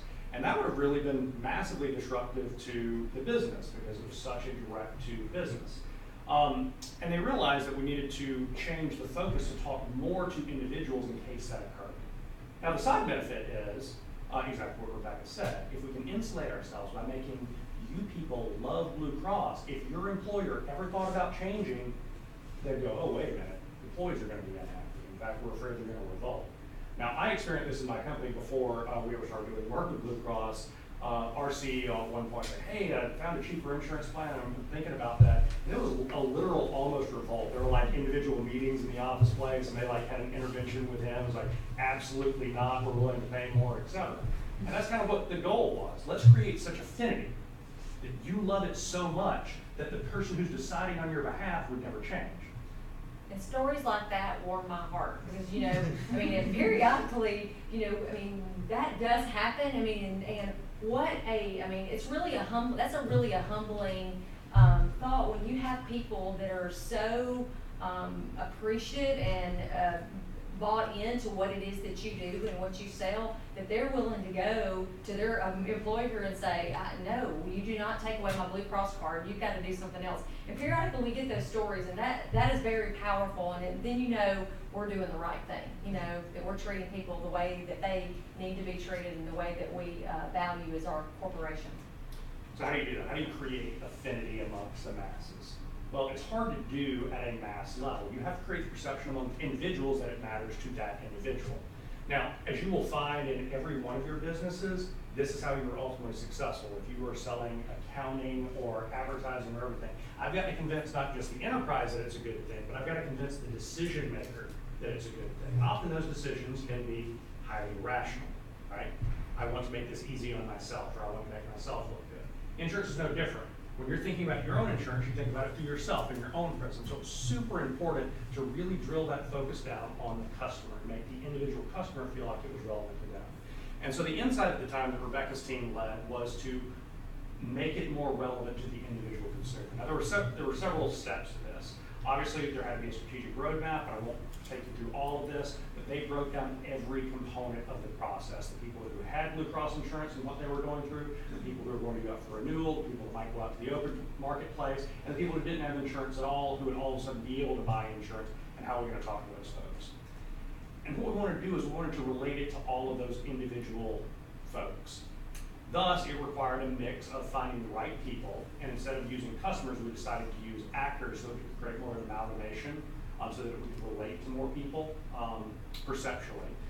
We had to use the right tools, and Rebekah and her team led a major digital overhaul throughout the enterprise. So there were tools available to the consumer. They developed most of these around this time to bring better services. So all of a sudden you had an app that you could use to track your claims and to have your card on. Your own portal so that you could go and get an individualized experience. So that if you had diabetes, you could get information about diabetes on your homepage. And then also, there's a lot of confusion around what the Affordable Care Act is going to mean for individuals. I think that's probably a wild understatement. And so they developed an entire site to answer the common questions. But it wasn't the jargon answer, it was, let's give you in plain answers what this means for you. And that site got to be wildly popular. In fact, people from all around the nation were hitting Blue Cross Alabama's site to figure out what the Affordable Care Act was going to mean. At the time, that was tremendous. It was, and I'll add on to that, going back to the Blue Cross Association, we had numerous other Blue Cross plans ask us, can we take this tool that you have, this microsite, explaining healthcare reform, and put our brand on it and use it in our markets? Because there was such confusion. And I think to add on to that, in the evolution of our brand, you think about the channels. Most of you probably don't remember when the only channel was the television. There's so many channels and so many ways that people get information today, and so many ways that our brand is represented. And so that really impacts the way you go to market, and also, how you spend your marketing budget. And I think that's been a challenge. And I don't know if y'all probably talked about that, but a challenge for all of us in making sure, how do you grow your budgets, and or be able to pinpoint where you want to resonate and how you want your brand to show up and where. And so we wanted to take all of those good things, as well as what the company was endemically. They really took great pains to take care of their customers. They did a whole lot of stuff that even today people aren't fully aware of, about improving the quality of hospital care, about increasing the overall health of the community, and having free exercise classes, and lots of stuff that was truly to make Alabama a healthier place. And part of this was, let's do some credit taking. Let's let people know the value that this brings. And we had to boil all that down into our one thing. And our one thing, we decided, was going to be, we cover what matters. And that was going to be the thread that we could relate to people as an individual. Now, to do that, we had to reflect lots of individuals and segments of society, because even within Alabama, there are lots of different people doing different trades and jobs and lifestyles, and we had to relate to all of them. So it was going to require a diverse effort of a lot of different ads. And as Rebekah pointed out, we had to hit the right channels, because gone were the days where we could run one spot on I Love Lucy and hit 75% of the state. Now we had people that didn't watch TV anymore, that only watched Hulu. And so we did have TV spots, but we also had mobile was a channel. Digital was a major and growing channel at the time. We had print ads, because particularly at that days, print was still a very strong outlet. We did out of home. If you've been through the Birmingham airport at any point, you probably hit a lot of the Blue Cross ads. This is also a really sweet spot for hitting some of those decision makers at your company to remind them of how much you like Blue Cross. And then in lots of other unique places. One of the innovative things that they did was to sponsor hand sanitizing stations. So next time you go grocery shopping, you're likely going to see one of these at the entrance to the store. Because it's very much brand aligned. Hey, we're here to make sure that you are You healthy. should have your hands clean too. Yeah. And so how to get a message out in all of these places. So you've likely seen some of these ads, but we'll share a handful of the early versions. In the new era of healthcare reform, Blue Cross and Blue Shield of Alabama had to approach the open market in an entirely new way. Reshaping from a monolithic market leader to a consumer-centric health partner. Thus, a new Blue Cross and Blue Shield of Alabama brand platform was created. One that would showcase how well they took care of each individual member. From the big to the small, for every individual, Blue Cross and Blue Shield covers what matters. The innovative We Cover What Matters campaign focused on stories about Blue Cross members and how we covered their specific needs. These character stories featured honest, relatable portraits. We told their stories in a statewide brand campaign showcasing all types of people. We told the character stories everywhere, on TV, YouTube, through digital ads, and more. Like this one about Ashley, a choosy single woman who got to pick her own doctor with her coverage. Pete and Paul may be twins, but in their story, Blue Cross and Blue Shield showed how they saw them as complete individuals. Meet Pete and Paul, twins so much alike, friends call them Pete and Repeat. But Blue Cross and Blue Shield of Alabama treats them as individuals. Each gets a health insurance plan designed to meet his specific needs. One is a self-employed entrepreneur, the other working for a large company. After all, no two customers are alike, especially in Alabama. Blue Cross and Blue Shield of Alabama. We cover what matters. Find out how we can cover you. For open enrollment, our Flipbook campaign illustrated how Blue Cross and Blue Shield had the right plan for everyone's needs. Trey needs a health insurance plan as individual as he is. One that covers all his bases, including wellness checkups, with the largest network of doctors and hospitals in the state. So his individual plan works as hard as he does. We lined up the right plan for him. Blue Cross and Blue Shield of Alabama. We cover what matters. Find out how we can line up an individual plan for you. In addition to advertising, it was important that this was well supported with a number of other customer-centric digital and interactive solutions as well. We created a new customizable website that let the customers fill it with content that mattered to them.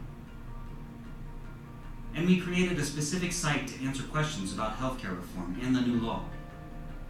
HCRAlabamaBlue.com showcases Alabama residents asking questions about their specific concerns. The We Cover What Matters campaign was a full 360-degree campaign that covered outdoor, out-of-home, radio, emails, and promotions too. We also developed web tools and social media to put more of Blue Cross right at customers' fingertips. The brand campaign We Cover What Matters showed how Blue Cross and Blue Shield of Alabama was not just an insurer, but a health partner every step of the way.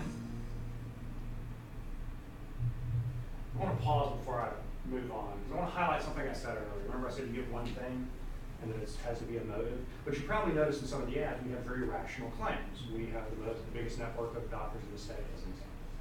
That's not a brand, but it was still put in there. Why? You can use your rational claims to elevate to the thing that is going to be your brand. So Volvo can talk about the great airbags or how they patented the original 3-point harness, because that builds to their brand. Just like mattering to you, we can take all of those elements and build to your brand. So don't take that comment as you don't ever have rational claims. You just have to use them for a specific reason. Does that make sense? One thing I want to add on to that, going back to your question about how do we monitor a brand, some of the things that we do. Well, you know, we talk about, and here are the things that are important that we want to ensure that we feel like that we do on behalf of our customers. These are the things that we think are important, that are our differentiators. So, you know, we did a kind of an analysis of, okay, here are the proof points that we think are important. So we then take those out to focus groups, okay? you know, these are the things we think are important. Do you know these about us? Do you know we have the largest network of doctors? Do you know that we process claims, you know, in 1.5 days, you know, on average? But then, more importantly, what is this, or what is the importance of these things to you? You know, so do you know them about us and are they important? And we took all this data together to be able to determine what are the things that we need to make sure that, number one, we emphasize because they are important to our members and it's something that we need to make sure is top of mind, but also what are the things that they don't know about us that they said that were important, that we want to make sure that we emphasize to make sure that we're getting credit for. You know, there's a lot of things that we do that we don't get credit for with our customers, and so how do we make sure that we're telling them, you know, what value they get for their Blue Cross and Blue Shield card and what we do for them or what we will do for them if they have an opportunity to use that. So we're making sure that we're getting that credit and getting that brand equity for it. So some early results from this effort. Blue Cross Blue Shield, the association, ranked all the Blue Cross plans. And this bakes in a whole lot of stuff, not just brand scores, but just kind of general sentiment. It may not surprise you that Blue Cross of Alabama was #1 nationally. We recently just got our, the most recent one, we were the #1 plan again this year. So it's something that, you know, we're very proud of. It's something that we don't take for granted. You know, it's really hard to stay on top, and you want to make sure, you got to make sure every single day you're thinking about what you're doing, what resonates with your customers, and how you stay on top and making sure that you're doing the right thing with the customers and your brand is being reflected the way you want it to be in the marketplace. And of course, a lot of the other scores that really matter played up as well. As people did hit the exchange, we captured more than our fair share of folks that hit the exchange that have been on Blue plans. Kind of reinforcing that, hey, they did love who we are, so that once you go make this complex decision using that system one choice to pick something that they like.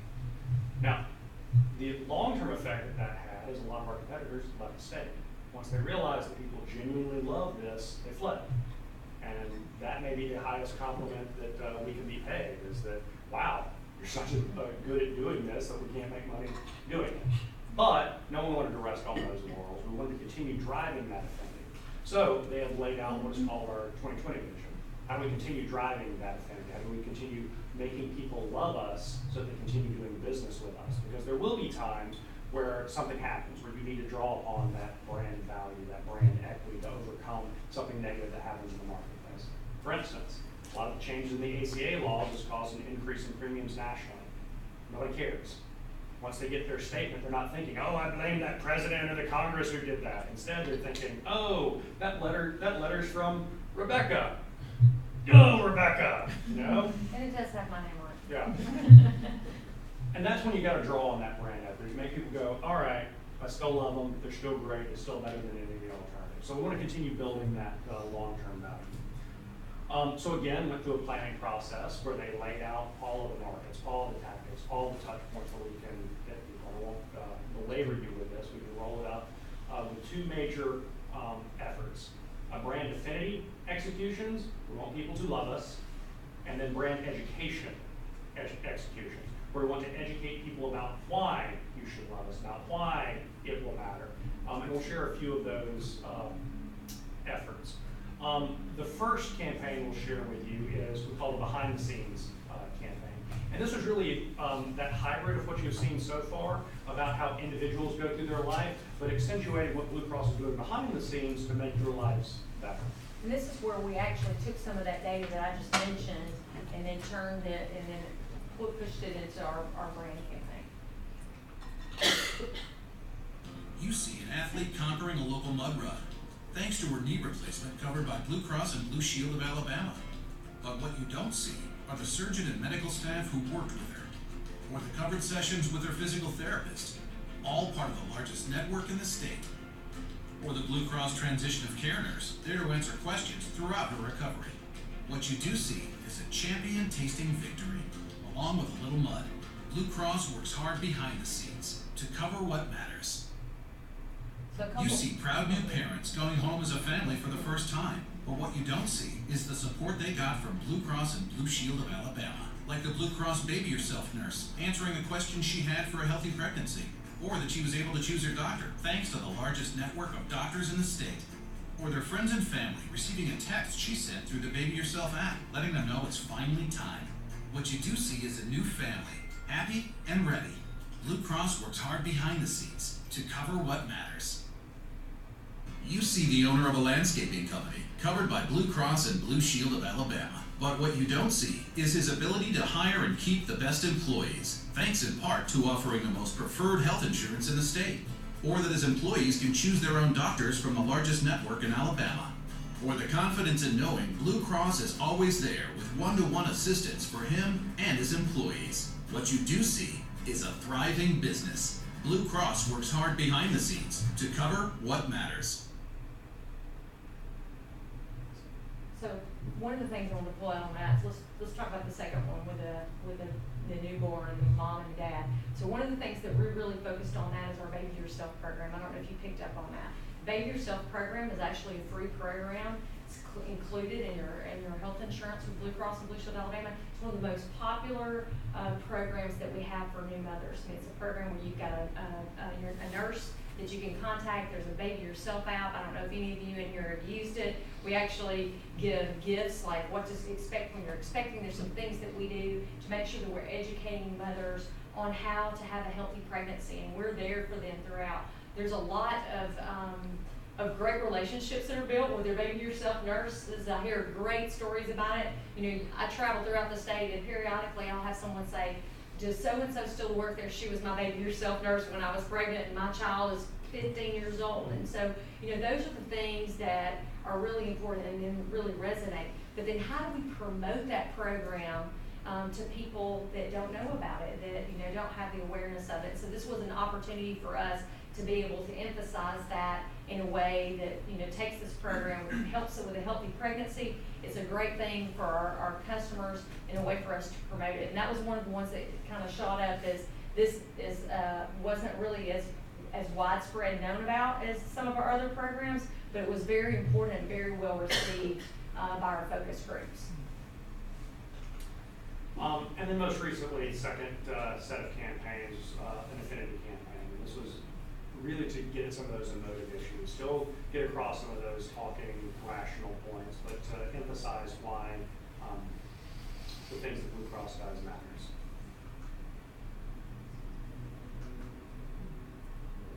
Opening a restaurant was my dream. I started out here at the market. It was amazing to see all the values that make our community so great on full display, like hard work and commitment. Those values are especially important to running my own business. But sometimes I need partners too. And I'm thankful for the people in our community like Blue Cross and Blue Shield of Alabama who support local businesses. They help me take care of the people who help keep my dream alive.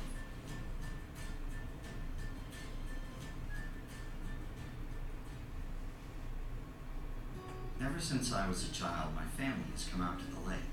Now that I have kids, I want to carry on that tradition, because family is important. My parents are still a big part of my life. They never miss a trip. They've trusted Blue Cross and Blue Shield of Alabama with their health insurance for years. They know they're covered wherever they go. And I'm glad I can provide that same health insurance for my family.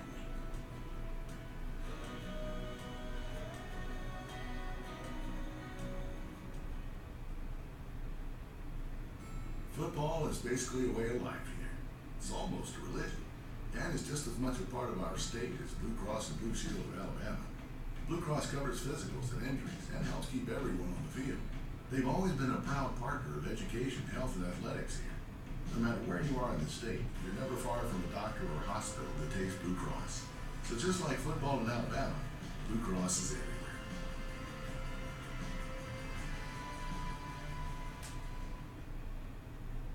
See, in these, we're really focusing on our local presence too. You know, we are Alabama. We were created by the state of Alabama for Alabamians, and we're here to serve Alabamians. So, you know, we want to make sure that we're also really promoting that we know this state and we're here and we're not leaving. And so, you know, as some of our competition comes in and exits based on what market's good for them financially, we're here and we're not going anywhere. We're here to serve Alabamians, and we know our members and our prospective members, and we wanted to make sure that that resonated through some of these ads as well.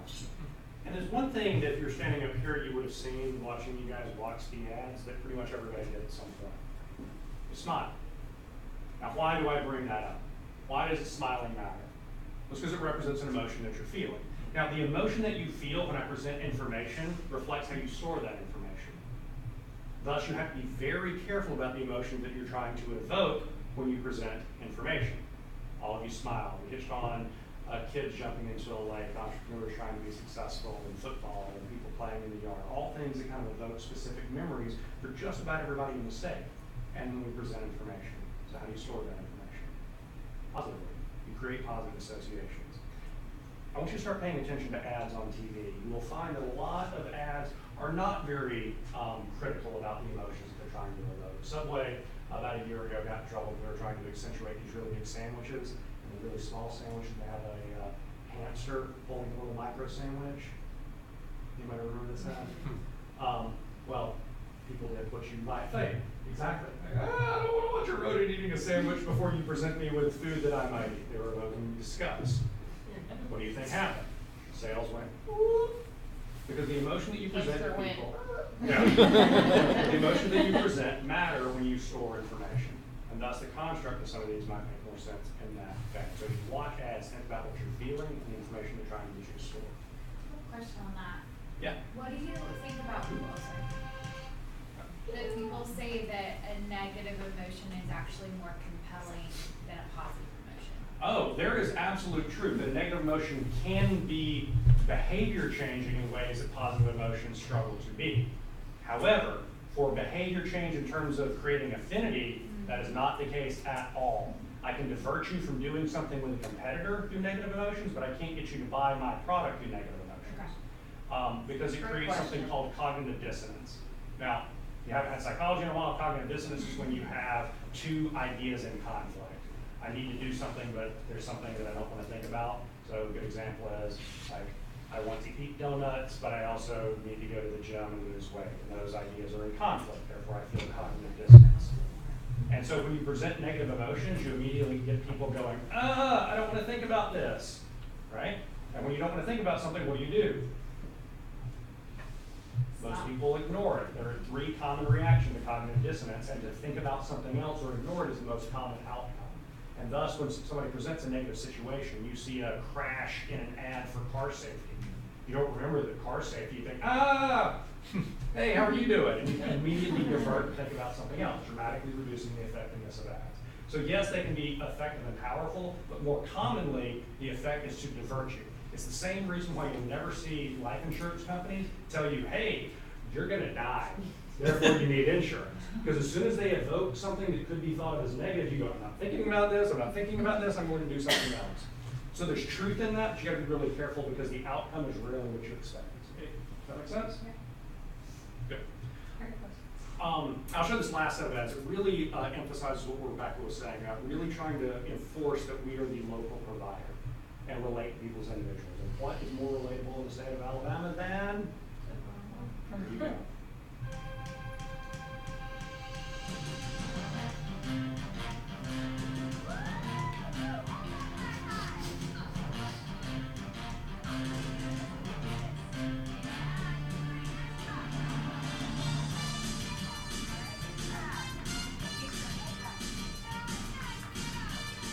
Just like your favorite mascot, Blue Cross and Blue Shield of Alabama works hard behind the scenes. Proud sponsor of the Tide and Tigers.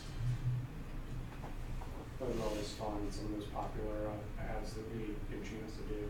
Now, share with you some final metrics of this, because that was a great question earlier. We're tracking metrics against every single campaign, so that we're surveying both members and non-members to find out what they think after they've seen the ad, so that we know that in general people love the ads.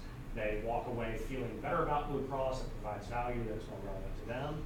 But most importantly, perhaps, are some of the long-term metrics. So you can see when we began working in 2013 against our first survey data, and the survey from this last cycle, is that a good value is going up 10%. Now, when you're adding 10%, you already started at 70, you're in the point of diminishing returns. The likelihood to switch, if you could save 25%, which is that rational question. I can save you a boatload of money when you change your insurance. No, you won't. And that has plummeted, dropped by almost 50%. And And that's our big risk here. Somebody comes in and tries to lowball us because that's the risk of the ACA. People came in and offered plans where they strip out everything and go, hey, you have insurance, but you got to spend $5,000 before you can get any benefits or whatever it is. And then the last one, Net Promoter Score, perhaps is the one that is most important to a long-term trajectory. If you're not familiar with Net Promoter Score, it's where you survey and you're looking for people that are willing to promote you on a scale of 1 to 10. It's the 7, 8, 9s. And we subtract out anybody that's less than that. So 6 and below gets subtracted. So if you're ambivalent or don't like it, you're negative. So you're looking for a positive score. Our score is a 46 and it had been at 37. The reason this is important to us is this may be, if you can only measure one thing for a company, this is the most important thing to measure because it is the highest correlation with long-term health of the company. Bain Capital, as an example, the big private equity investment company, this is the most important thing for them. In fact, they kind of invented this metric. And what they have found is if you have a strong Net Promoter Score, you are likely to grow and be profitable well into the future. If you have a weak Net Promoter Score, you're Sears. So, how does our Net Promoter Score compare to everybody else? Well, the industry average is 13. In general, people don't love health insurance companies. The highest score for a national insurer in the country is 40, Kaiser Permanente. Thus, when I mentioned earlier that we can make an argument that we're one of the most popular health insurance plan in America, we're at 46, and this is why Rebekah is so much smarter than I am. So, Bill, the Net Promoter Score, at least in my estimation, it's probably gained a lot more favor in the past, like 5 to 7 years. Is that what you're seeing too? Because I mean, when I first started, I didn't even know what this was. So maybe it existed, but I think people are really starting to ask me. We have actually customers on RFPs that ask us what our Net Promoter Score is.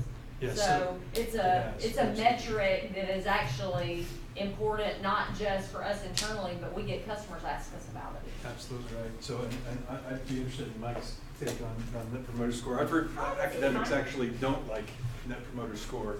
I can tell you, we use it, and the reason we use it and continue using it, I mean, we're running the business with the Net Promoter Score. Because we've correlated it with so many things that validate it. So essentially Net Promoter Score is directly correlated, straight line correlated with repeat visits. It's correlated with employee turnover negatively. So when we have higher turnover in a clinic, the NPS score goes down because you're dealing with somebody that's new to their job. I mean, just you can go right through all the stats and all the statistical analysis and show that NPS is the statistic that we use, bar none. You can actually go to npsbenchmarks.com and you can look at NPS scores across different industries and different companies. It's really interesting. So, Mike, I don't know if you have any thoughts on NPS? Not really. That's a little bit new to me. I haven't spent much time with it. I just happened to be looking at it today, though. Yeah, no kidding. Well, and to Jake's point, Frederick Reichheld, who's a consultant at Bain, is the one that quote unquote invented it. He actually stole it from Enterprise Rent-A-Car. Their CEO had come up with a 2-question survey. You'll still get it if you rent from Enterprise. And the classic question is, you know, based on your experience today, what's the likelihood you'd recommend Enterprise Rent-A-Car or American Family Care or Blue Cross Blue Shield to your friends and family?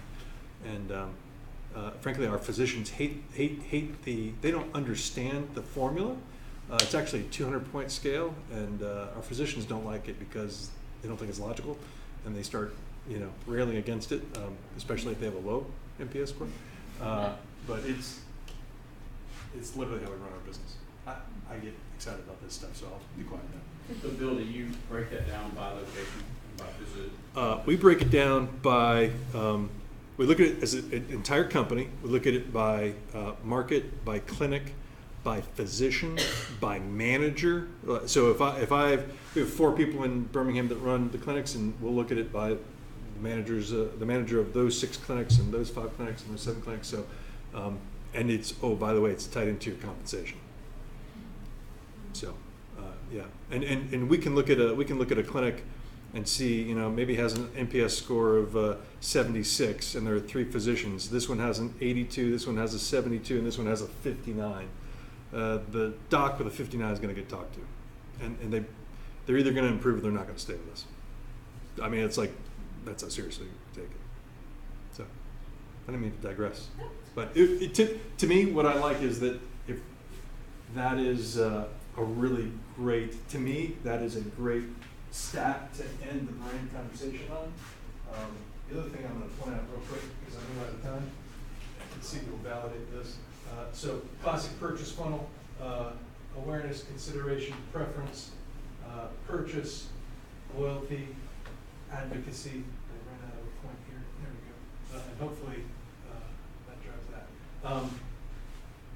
I draw a line here, and I call this marketing by communications. Branding by communications and branding by behavior. And what I think is interesting in the way Rebekah and Jacob laid this out, we cover what matters, right? We cover your health, like the ultimate thing. We cover your family, the ultimate thing. And if you think about the importance of that care, that treatment, and then from a strategic standpoint, they recruit only the top 3%, and they give them a boatload of training. And I can tell you anecdotally, I hope you don't mind, Rebekah, we've actually, we have a call center and claims processing folks, and we've actually interviewed folks from Blue Cross Blue Shield because we think they'd be great in our call center, dealing with folks that have questions about, why didn't you charge me, what I thought my deductible was covered. They'll call us, and we often won't pay what they're making at Blue Cross Blue Shield. I think they're well compensated. What's that? Yeah. No, doesn't happen that often. The point is, you're hiring well, you're training well, you're rewarding people well, and so when we get to branding by behavior, this experience in the what I'll call the purchase experience that a member is having is a positive one. Hence, you've got an NPS score. You're really carrying through. It's all related. It totally is. You're communicating that you cover what matters, and then when you actually have to have an interaction, an experience, because of what you're doing here, it totally lines up with the brand. Does anybody else see that? It's just me. Am I right? And you said this earlier about you're trying to get your company to be in alignment with the thing that they're saying and talk about it and do it and get better at it. Because if you have a disconnect here, there's nothing I can do to solve that. Yeah, right. If you have a terrible product, I can't convince people otherwise. I can get them to go try it one time and they're like, nope, it's still terrible, and then they're out. Yeah. And you see companies sometimes undergo major transformations to fix that. Domino's famously did it a few years ago where they're like, hey, our pizza's not very good, and they went through and reinvented themselves, and now Domino's is doing really, really well because they got these in alignment. And then sometimes you have them badly out of alignment, like Sears is desperately trying to crank up their marketing to get you to go there, but it's still Sears. Yeah. And as a result, they're teetering on the verge, and they're going to have to fix this before we can affect this. Well, thank you guys. I appreciate it. Thank y'all very much. Thanks so much. You have questions? Any more questions? I love the interactive questions. I actually have a question. I know people are getting ready to go. I'm in legal marketing, and actually our CFO just asked me about the Net Promoter Score just last week, and I started doing a bit more research on it. And I think it's somewhat difficult to do in professional services, so I spoke with some other marketing directors in legal marketing, and one way that you can go about doing it is by doing client feedback interviews, which is what we started doing about 2 years ago. And you can incorporate some of those questions. But for the people in this room who do professional services as your line of work, I'd be curious to know if any of you actually are measuring your Net Promoter Score. You are? We are, and Bill encapsulated this. One question. Based off of this experience, how likely are you to recommend? And so we send an e-blast out. We hit our customers once a year, but if it's a legal customer and they're only interacting with you periodically, you can send it after that interaction. And you'll find that even the response levels vary, and so you'll have to build that into the model. But it's very important to do because occasionally we find, hey, it dipped, and sometimes it dipped because this account person had issues and we had an issue there because something we were service level, or because there was a misperception, and also allows you to intervene from an account perspective if there's an issue and correct something. You can absolutely do it. And we dive deep on it to find root causes. If there's an issue, was it a personal issue, or was there a systemic issue that we need to resolve kind of in our processes or whatever to be able to ensure that we're getting that solved, so our likelihood to recommend and our net promoter score doesn't continue to dip. Well, thanks guys, I appreciate it. Thank y'all very much. I'm gonna put the slide back up. Third hour, we're gonna